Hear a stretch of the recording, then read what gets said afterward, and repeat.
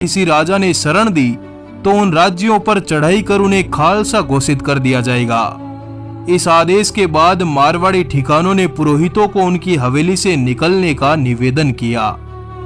साल 1671 में जब राणा राज सिंह को इस घटना का पता चला तो वे स्वयं उन पंडितों को लेने चले गए और श्रीनाथ जी की इस मूर्ति को अपने राज्य में स्थापित करवाकर इस जगह को नाथ द्वारा के नाम से प्रसिद्ध कर दिया।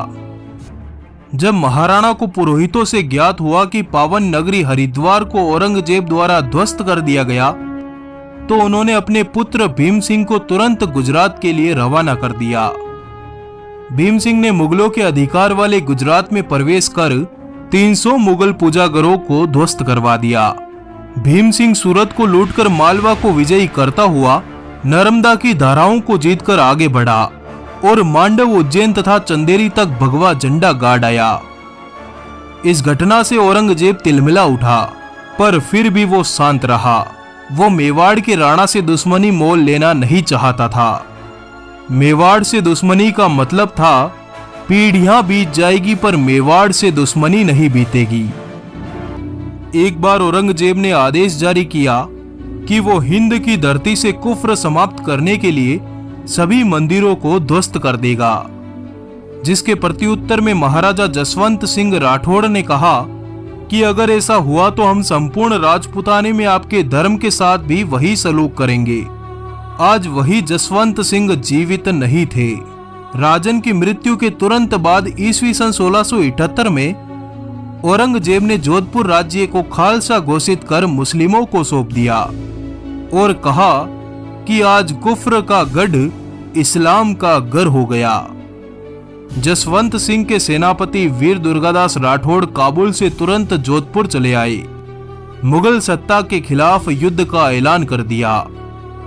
एक बार पुनः औरंगजेब ने संपूर्ण राजपुताने में मुनादी करवाई कि इन बागियों को जिस किसी भी राजा ने शरण दी तो उनके राज्यों को छीन लिया जाएगा। वीर दुर्गादास नन्हे राजकुमार को लिए सिरोही की घाटियों में पहुंच गए। वहां के राजा ने उनको तुरंत राज्य से निकल जाने को कहा। तब राज्य के राजगुरु जयदेव ब्राह्मण ने इन राठौड़ कुंवरों को अपने घर में छुपा लिया। मुगलों को सूचना मिलते ही उस ब्राह्मण को 32 टुकड़ों में काट कर दिल्ली भेज दिया गया। महाराणा राज सिंह जो कुंवर अजीत सिंह जी के मामा थे, उन्होंने मुगलों के इन शत्रुओं को अपने राज्य मेवाड़ में बुला लिया।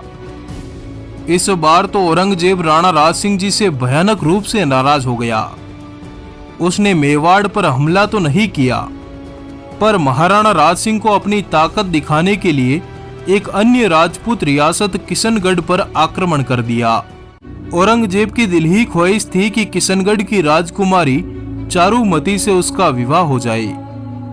पर जब औरंगजेब की सेनाएं किशनगढ़ पर चढ़ाई तभी महाराणा राज सिंह अपनी सेनाएं लेकर आ गई और किशनगढ़ की राजकुमारी चारुमती से विवाह कर उसे अपने साथ मेवाड़ ले गई। औरंगजेब एक बार फिर हाथ मसलता रह गया और पुनः दिल्ली चला गया। औरंगजेब का मेवाड़ पर आक्रमण। बार बार अपनी खिल्ली उड़ते देख औरंगजेब ने अंत में ईस्वी सन 1679 में मेवाड़ पर आक्रमण कर ही दिया। उसने अफगान, दक्षिण, उत्तर, बंगाल और मध्य भारत से तमाम मुगल सेनाओं को तत्काल दिल्ली बुलवाया। 5 लाख की विशाल सेना वाला मुगल लश्कर लेकर औरंगजेब अपनी रानियों सहित मेवाड़ को फतेह करने के लिए निकला।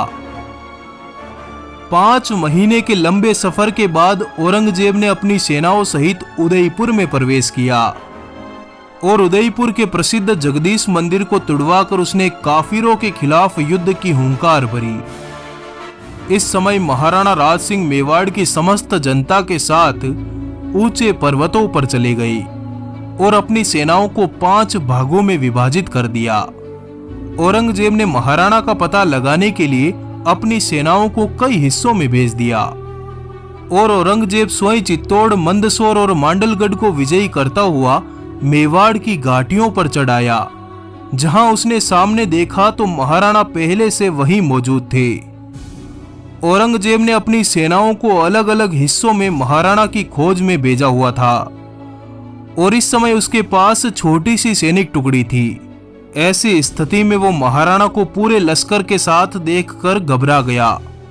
तुरंत ही महाराणा ने घेरा बनाकर औरंगजेब पर हमला किया। इस घाटी पर घनघोर युद्ध हुआ। हसन अली खां औरंगजेब को बचाकर युद्ध भूमि से बाहर ले गया। बादशाह के निकलते ही मुगल सेना भी रफू चक्कर हो उठी। उन्होंने पीछे मुड़कर भी नहीं देखा। कहा जाता है कि ईस्वी सन 1680 में औरंगजेब के षड्यंत्र के तहत महाराजा राज सिंह जी को विष दे दिया गया था, जिससे उनकी मृत्यु हो गई। वीर महाराणा राज सिंह के इस अनसुने पन्ने को सुनकर आपको कैसा लगा, बताइएगा कमेंट बॉक्स में। इस वीडियो को लाइक जरूर करें ताकि हमारे वीरों के इतिहास का यह वीडियो अधिक से अधिक लोगों तक पहुंच सके। आपका आभार, धन्यवाद। जुड़े रहिए।